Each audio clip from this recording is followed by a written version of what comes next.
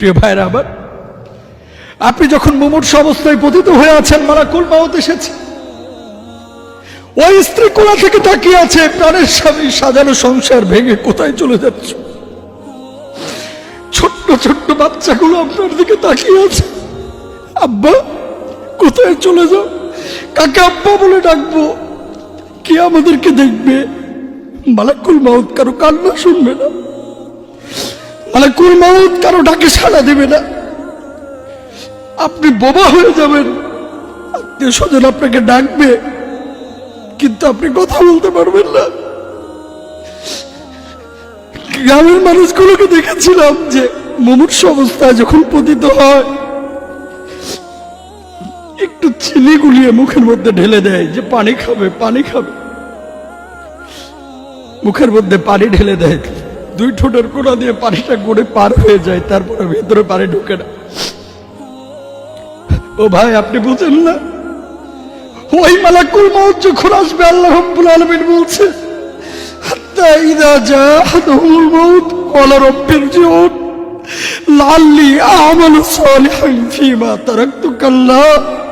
ও আল্লাহ, মালাকুল মাউত এসেছে, আমি বুঝতে পারি না, আল্লাহ এবারের মতো সুযোগ দাও, দুনিয়ায় থাকবো, সৎ কাজ করব, আল্লাহ এবারের মতো সুযোগ দাও। ও মালাকুল মাউত, আমারে নিও না, আমি ভুল করেছি। ঠিক সেই মুহূর্তে মালাকুল মাউত জবাব দিবে, না, তোমার 50 বছর, 60 বছর, 70 বছরের জিন্দেগি দেওয়া হয়েছে। তুমি আলোচনা শুনেছিলে জুমার নামাজে, একদিন তোমার এই পরিস্থিতি হবে, তুমি বুঝো নাই। কোরআন থেকে ইমামরা বলেছে, খতিবরা বলেছে, আলেমরা বলেছে, আল্লাহ বলেছে, কিন্তু তুমি সতর্ক হও নাই। আজ তুমি সময় চাচ্ছ, তোমার কথার কথাই কিন্তু আর সময় দেওয়া হবে না। ও ভাই, কে আপনাকে গ্যারান্টি দিয়েছে যে মৃত্যুর আগে আপনার জবানটা বন্ধ হবে না? আপনাকে কে বলেছে যে মালাকুল মাউত আপনার যখন জানটা কবজ করবে আপনি ব্যথা পাবেন না? কে বলেছে আপনাকে? কেউ কি গ্যারান্টি দিয়েছে? একজনও গ্যারান্টি দেয় নাই। কত যুবক আজকে আল্লাহর ভয়ে কান্নাকাটি করে। আপনি একটা বয়সে পৌঁছে গেছেন, 45 বছর, 50 বছর, আপনার হৃদয়ের মধ্যে এখন আল্লাহর ভয় জাগ্রত হলো না, মৃত্যুর ভয় জাগ্রত হলো না।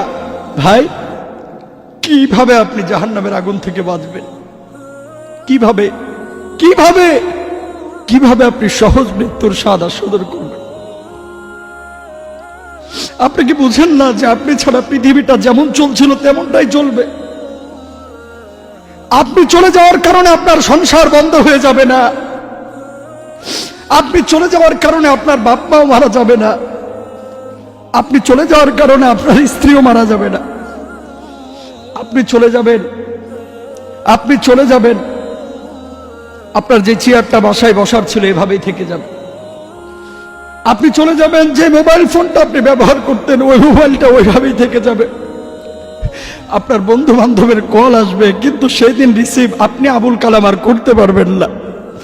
ওই ফোনটা রিসিভ সেদিন মুস্তাফিজ করতে পারবে না, হয়তোবা মুস্তাফিজের স্ত্রী অথবা সন্তান করবে। নাম্বারগুলো আপনার ফোনে সেভ করা থাকবে, ফোন থেকে যাবে ফোনের জায়গায়।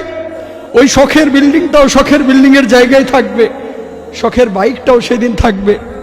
আপনার যে জামা কাপড়গুলো আছে না, এগুলো হয়তোবা আপনার স্ত্রী একটা আলমিরার মধ্যে রেখে দেবে। আপনার শরীর থেকে যেই ঘ্রাণটা বের হতো, আপনার জামা থেকে কয়েকদিন সেই ঘ্রাণটা বের হবে। একসময় এই জামাগুলো চলে যাবে, এই জামাগুলো ফকিরের কাছে চলে যাবে, অথবা এই শরীরের ঘ্রাণটাও জামা থেকে সরে যাবে। পৃথিবী থেকে আপনি নিঃস্ব হয়ে যাবেন, শূন্য হয়ে যাবেন। যখন আপনি রান্না বান্না করেন লাকড়ি দিয়ে, খড়খুঁটা দিয়ে, অনেক সময় সেটা ভেজা থাকে, জ্বলতে চায় না। ওই লাকড়িটাকে তখন ইন্ধন দেওয়ার জন্য আপনি কেরোসিন ঢেলে দেন, ঠিক কিনা? যখন আপনি কেরোসিন ঢেলে দিচ্ছেন, যখন আপনি কেরোসিন সেখানে ঢেলে দিচ্ছেন, কেরোসিন ঢালার সঙ্গে সঙ্গে দাও দাও করে জ্বলে উঠছে। এই মানুষের শরীরের মধ্যে আল্লাহ রাব্বুল আলামিন চামড়ার নিচে যে চর্বিগুলো দিয়েছে, যখন জাহান্নামের আগুন এই চামড়ার উপরে স্পর্শ করবে, এই চামড়ার চর্বি গলে গলে গলে জাহান্নামের আগুনের যে স্বকীয়তা, জাহান্নামের আগুনের যে উষ্ণতা, এটা বেড়ে যাবে, আরো বেড়ে যাবে। আল্লাহু আকবার। জাহান্নামের ইন্ধন পাথর, মানুষের দেহ। ও ভাই, আপনাকে কে গ্যারান্টি দিল যে আপনি জাহান্নামের আগুনে যাবেন না? কেউ কি গ্যারান্টি দিয়েছে? ওমর রাদিয়াল্লাহু তাআলা আনহু বারবার বলতেন, হায় আমি যদি মাটি হতাম, যদি আমি উমর না হয়ে মাটি হতাম, তাহলে কিয়ামতের ময়দানে আমার কোনো হিসাব হতো না।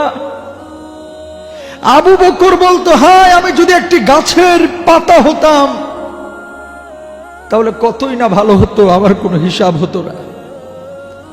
এই আবু বকর ওমর তারা দুনিয়াতে থাকতেই জান্নাতের সার্টিফিকেট পেয়েছে। আল্লাহ রাব্বুল আলামিন তাদের ব্যাপারে বলেছে, রাদিয়াল্লাহু আনহুম ওয়া রাদু আন। সমস্ত সাহাবীদের প্রতি আল্লাহ রাব্বুল আলামিন খুশি হয়ে গেছেন, জান্নাতের সুসংবাদ তাদেরকে দিয়ে দিয়েছে। জান্নাতের সুসংবাদ পাওয়ার পরও তারা এই আফসোস করত, যদি আমি মাটি হতাম, যদি আমি গাছের পাতা হতাম, কিয়ামতের ময়দানে ভয়াবহ মুহূর্তে আল্লাহর সম্মুখে দাঁড়াতে হতো না।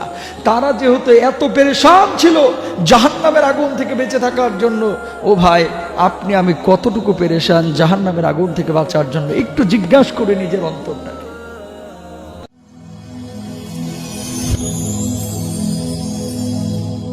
Rose TV 24. Enjoy by listening to the Holy Quran.